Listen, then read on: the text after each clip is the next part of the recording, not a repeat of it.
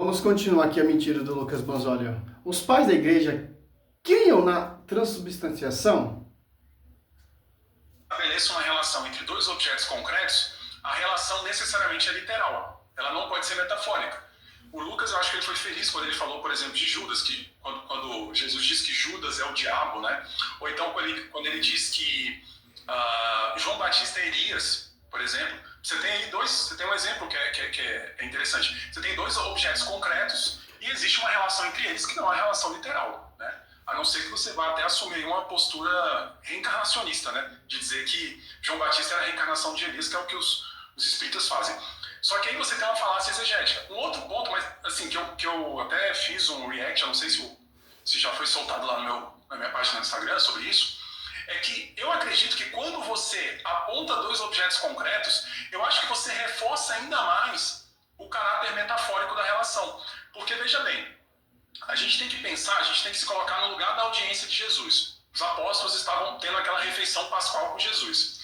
Quando Jesus aponta para o pão, quando Jesus segura um pão na mão, os apóstolos eles podiam ver claramente que existia um elemento que era Cristo e um elemento que era pão. Ou seja, o fato de serem dois objetos concretos facilita ainda mais a percepção de que a relação é metafórica. Para você argumentar... Olha só as ideias do professor aqui. Simples. Cristo está ensinando ali, instituindo a Eucaristia. Aos seus apóstolos, Mateus 26, você vê o termo que Cristo usa, fazer isso em memória de mim. É simples. Não simplesmente uma lembrança ou um simbolismo, não. Fazer isso em memória de mim.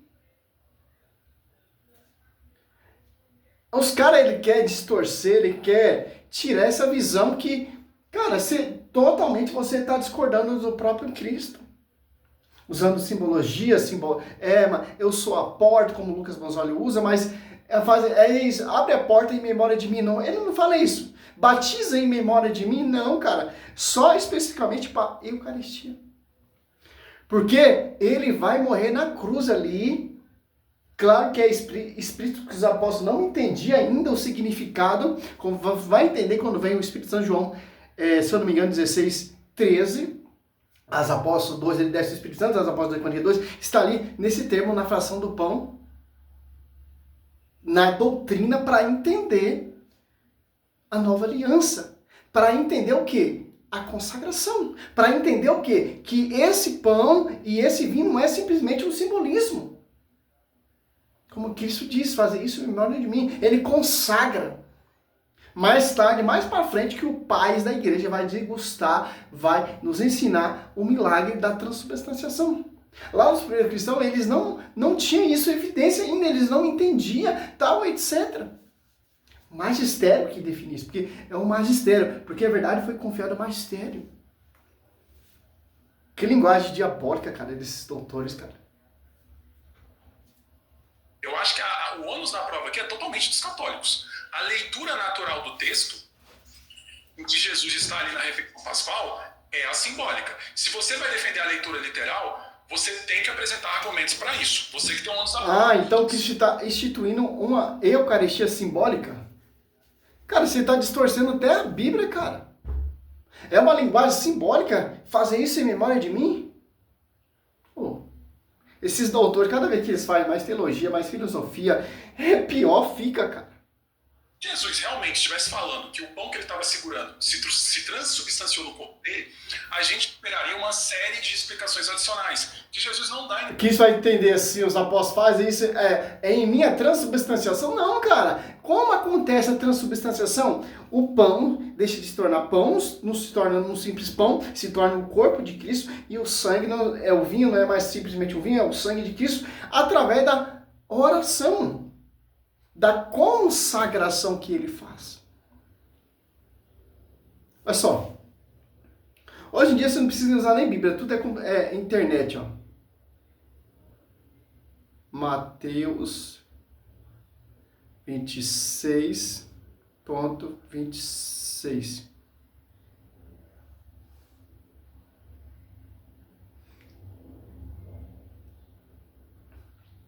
Vou usar a versão aqui da CNBB. Mateus 26, 26. Ó. E quando comia, Jesus tomou o pão, abençoando, ó, não é simplesmente o simbolismo, ele não está falando simplesmente do simbolismo, ele tomou o pão, ele abençoa. O que é essa abençoa? Consagra, deixa de ser um pão, mas se torna o corpo de Cristo, porque ele é Deus, porque ele tem poder para fazer essa transmissão, a mudança da espécie, como ele fez lá a multiplicação de pão lá. Partindo e deu ao discípulo, disse, tomai e comei, isto é meu corpo. Ó. E tomando o cálice, e dando graça, deu-lhe, dizendo, bebei dele todos, porque isso é meu sangue, o sangue da nova testamento, que é derramado por muitos para a remissão dos vossos pecados. Ó. Por muitos, não por todos, cara. Muitos quem? Quem está sobre a igreja, sobre ti, Pedro, edificarei minha igreja. Porque Efésios 13, que é o fundamento dos apóstolos. Mateus 16, 18, sobre ti, Pedro, edificarei minha igreja. As Apóstolos 2,42, tem uma doutrina. As Apóstolos 2,43, juntava outro caminho da salvação. Ali, as Apóstolos 2,42, na fração do pão.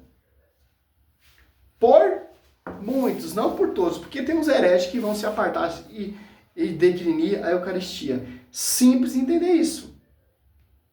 Ele abençoa, cara.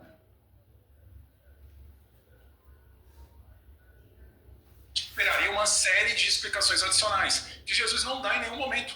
Ele não dá absolutamente nenhuma explicação, até o momento da última ceia. E eu vou fazer um outro paralelo. Ele fez esse paralelo no debate com a ceia pascual, só que como a gente já viu, o paralelo não funciona porque a ceia pascual não tinha caráter expiatório. Mas quando você tinha a ceia pascual, e a ceia era realizada pelas famílias judaicas, o chefe da família, ele pegava o pão no momento da ceia e ele dizia o seguinte, este pão, olha só, muito parecido com o que Jesus fez. Este pão é o pão que os nossos pais comeram lá no momento da libertação do Egito. Então ele faz uma relação com esse pão, com aquele pão lá do passado. Então assim, e nesse momento você não tem, acho que nem os católicos defendem que o pão que estava sendo comido na Páscoa, de alguma forma era o pão lá do Egito que se transubstanciou naquele momento. Não, eu sou o pão vivo do céu, não é como o maná que os vossos pais comeram e morreram. Porque é uma prefiguração. Os vossos pais comeram maná ali, morreram. Eu sou o pão vivo do céu. Quem come desse pão tem a vida eterna. E muitos ali não creram, foram embora, abandonaram Cristo. Acusados de ser canibalismo. Como pode ele comer a sua própria carne? Olha só que contexto que esses doutores usam para negar o que é idêntico e verídico na Escritura. Mateus 26, 26. Idêntico em 1 Coríntios 11, 23, que Paulo disse.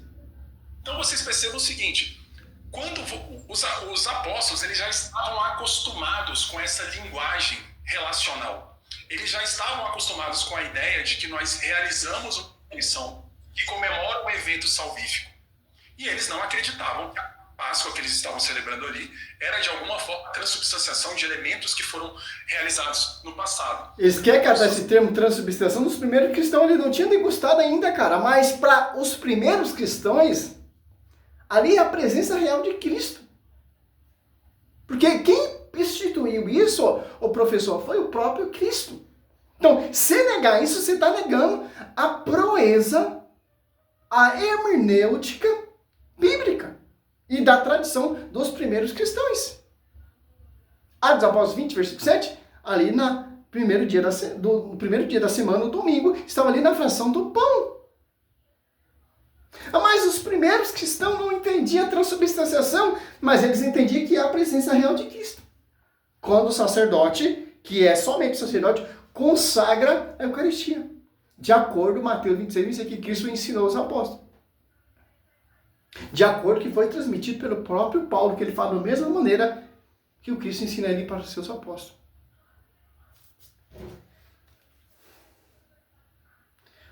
Brincadeira, cara. Esses protestantes, brincadeira, pô. É um esgoto mesmo. Mas só, vamos ver aqui, vamos pesquisar um pouco como os apóstolos fazia a comunhão. Os apóstolos primeiros cristãos faziam a comunhão através do partir do pão em refeições diárias, realizada em casa, que incluía ensinamento, orações, alegria e partilha de bens. Num contexto de vida comunitária, coinonia, que refletia o amor e a unidade em Cristo, segundo o exemplo de Jesus, em buscando simplicidade de oração, a característica da comunhão apostólica, reunião em casa, refeições HP, doutrina e oração, partilha material, unidade e simplicidade, Atos 2,42. Este trecho bíblico descreve a vida da primeira comunidade, destacando a comunhão ao partir do pão, em oração como pilares, Atos 2, 42 e 47. Contexto histórico cultural. A Eucaristia é ágape, a comunhão primitiva, misturavam a refeição festiva, ágape com a Eucaristia, ceia do Senhor, o que gerou confusão e levou Paulo a corrigir a forma como se reuniam para evitar desrespeito e respeito ao corpo de Cristo. Reverência. Como o templo, a igreja primitiva desenvolveu práticas para separar o monumento sagrado da refeição comum com leitura, orações e a entrega do pão e vinho, consagrando, levando a comunidade à ausência. Cara, não tem como, cara. Os caras querem... Não tem como. Dá um pause aqui que eu socorrer os gatinhos que tá miando ali. Foi desenvolvendo, voltando aqui o vídeo, foi desenvolvendo uma tradição até chegar a esse contexto que a gente tem hoje.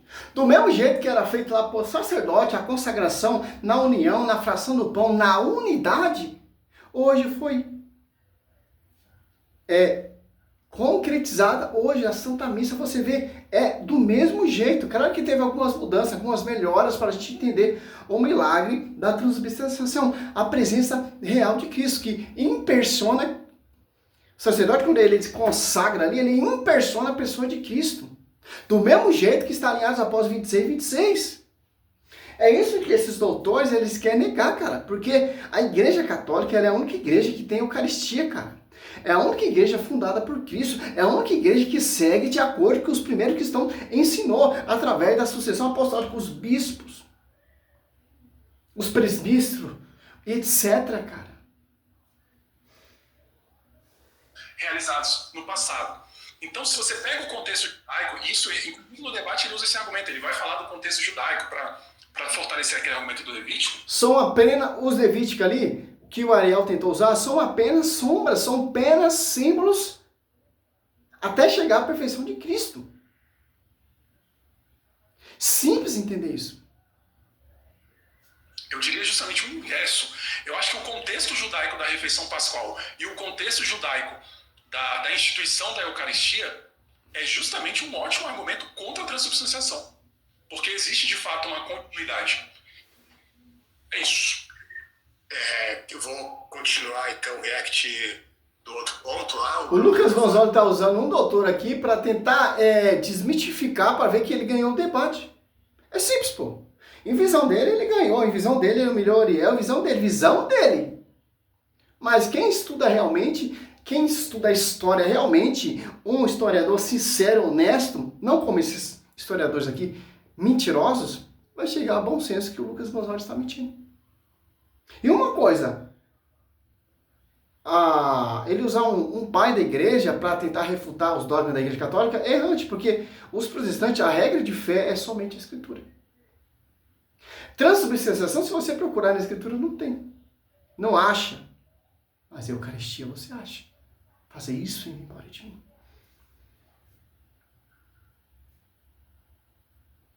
Do outro ponto lá, Bruno, o que eu faço agora? Do Justino agora? Você tá mutado. Você tá falando mutado, Bruno. Ele vai falar de Justino e do canibalismo, né? Que é outro argumento que a gente ouve muito também. Tá, deixa eu... 2,50, peraí. Tá, aqui, vamos lá, deixa eu compartilhar a tela.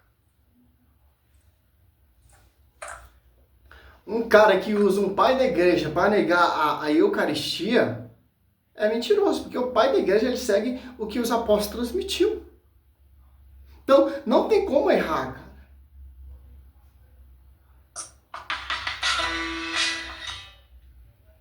Por exemplo, se eu usar Santo Inácio de Antioquia, que ele acreditou, que ele deu a vida pela igreja, falar contra a Eucaristia é mentira, pô. Da igreja aqui, algumas pessoas comentaram, tá apelando para os padres. Não, mas o padre da igreja são os primeiros cristãos. Então, assim, esses primeiros cristãos que têm autoridade, né? Não o padre Gildásio aí da esquina, tô dizendo um padre antigo, né?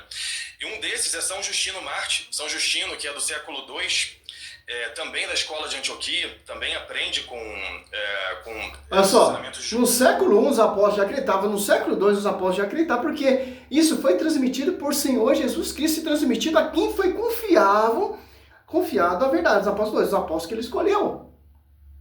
Então, se negar isso, você está negando o ensinamento dos apóstolos, que foi ensinado por Espírito Santo e transmitido pelo Verbo, que o Espírito Santo é o próprio Cristo, certo? Bom, e o que ele fala aqui na sua primeira apologia, número 66, não recebemos essas coisas como pão e comida comum. O alimento consagrado pela palavra da oração é carne e sangue de Jesus encarnado. Essa apologia ele escreve a César porque os cristãos estavam sendo acusados de canibalismo, exatamente a mesma acusação que você traz aqui. E os padres da igreja, para se defender disso, inclusive usam... Deixa eu só fazer um pausa aqui, porque isso que ele falou é simplesmente mentira. Em momento nenhum eu falei que a Eucaristia, a transubstanciação é canibalismo. Eu até poderia argumentar isso durante o debate, mas eu nem entrei por essa linha. Então ele já veio com um discurso pronto, que nem político, né? Fica combinando um discurso aí prévio antes do debate. Nossa, o Lucas Bozzoli, ele é o católico, sai da igreja católica, abaixa as portas da igreja católica, porque o Lucas Bozzoli, ele é o papa dessa geração, ele é o conhecimento da verdade, sabe mais que Santo Agostinho, sabe mais que Santo Inácio de Antioquia, sabe mais que todos os pais e a tradição da igreja católica. É o ápice da sabedoria. Usando, como eu disse, falas do pai da igreja. E se você for perceber, quem ganhou nesse debate? Felizmente, o Ariel, ele ramelou muito nesse debate, mas ele colocou muito ponto convincente para mostrar a prefiguração da Eucaristia. E o Lucas Bozzoli citou coisas, citou texto como batismo, outras coisas, eu sou a porta, tal, etc. O tema é a Eucaristia. Cita vários versículos bíblicos para extinguir. E quem está vendo, não, o Lucas Bozzoli citou mais versículo bíblico, uma metralhadora ambulante, tal, etc. Não, cara. Os textos que falam Mateus, os 4 evangelistas falam, São Paulo fala, e vamos pegar esses textos.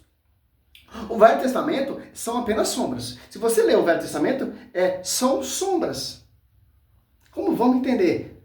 Como os pais da igreja degustaram e desenvolveram isso para chegar até no cursilho da transubstanciação. O que os pais da igreja acreditavam? Eles acreditavam, são unânimes. Não tem como negar isso. Ô, reforma. Ô, Lutero, você conseguiu, hein? Combinando um discurso aí prévio antes do debate, e aí ele veio com esse discurso independentemente do que eu dissesse. Então ele usou contra mim, ele tentou refutar o tempo todo. Eu não quero saber dos seus... Quero saber que o Tertuliano, né? Ele fala sobre Tertuliano, vamos ver. Para finalizar o vídeo já tá 20 minutos, cara. Eu não vou... Tertuliano. Eucaristia.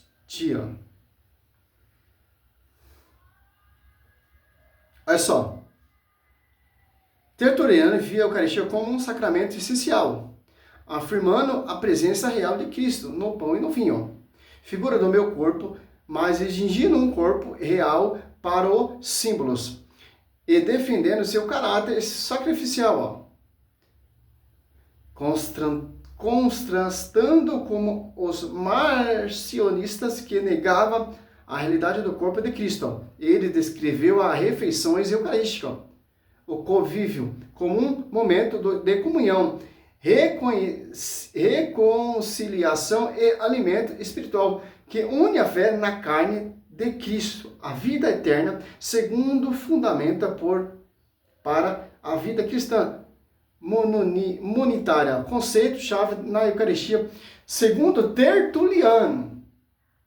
Então, eu vou pegar um pai desse aqui, vou estudar seus escritos e vou degustar, vou totalmente falar, não, Tertuliano, ele negava a Eucaristia. Simples, porque as pessoas não vão pesquisar, as pessoas não vão buscar. Não, Tertuliano via ali, é simplesmente um símbolo. É assim que eles falam, pô. Aí quando você vai catar o estudo, os escritos que eles acreditavam, é totalmente diferente que esses caras apresentam. Sacramento, ó. Ele via a Eucaristia como um sacramento que nutre a alma com Deus, ligando o corpo físico de Cristo à vida divina, especialmente ao refutar hereges como os marcionistas, como herege, como Lucas Manzoli herege, como esses professores herege, como esses doutores herege, como essas igrejas fundamento de homens, que diz que é só simplesmente como posso falar que eles falam mesmo? Uma lembrança, etc, né? Um símbolo. Caráter sacrificial. Ele testemunhou o termo de alguns, estou resumindo aqui, né? Que em quebrar o jejum para receber o pão eucarístico, indicando a consciência do sacrifício contido na celebração. Comunidade, a reconciliação, etc, etc, etc. Olha só.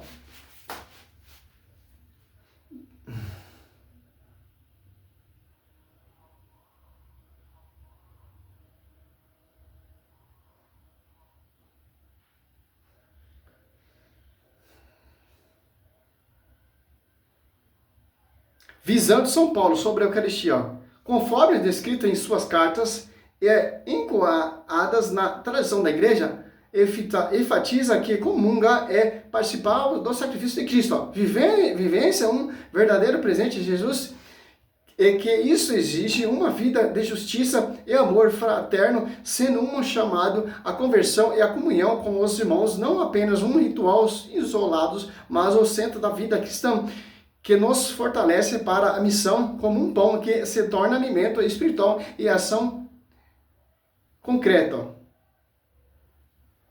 Presença real de Cristo, união com o sacrifício de Cristo, chamada de dignidade e a conversão, a vida eucarística, comunidade e a igreja. Como isso se manifesta, fé viva eucarística exige uma fé profunda, um amor sincero por Jesus. Hóstias, missão e partilha, união com Cristo. Cara,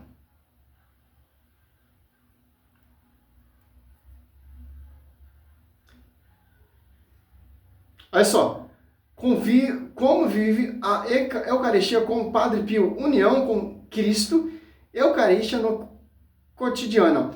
Padre Pio não via a Eucaristia como um evento isolado no tempo, mas como ponto de partida para toda a vida cristã. Seus exemplos nos mostram que comungar é mais do que receber, é permitido que Cristo viva em nós. Nossa, cara.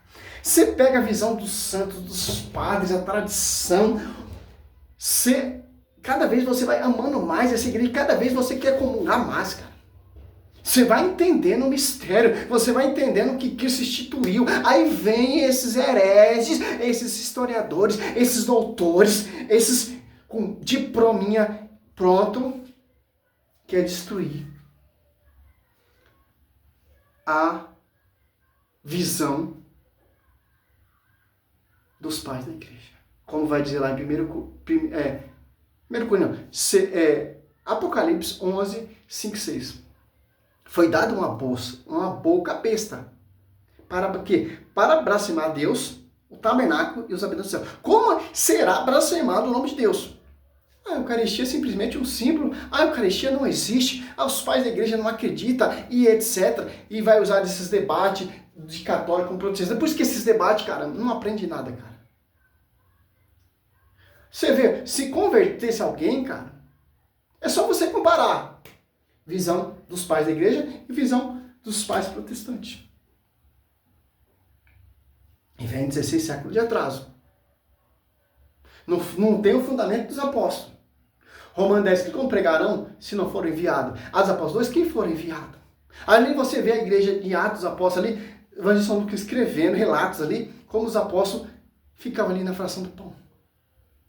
Deixou sucessores, deixou bispo, fundaram comunidade, deixaram o líder, foi transmitindo, etc, etc, até chegar até hoje, cara.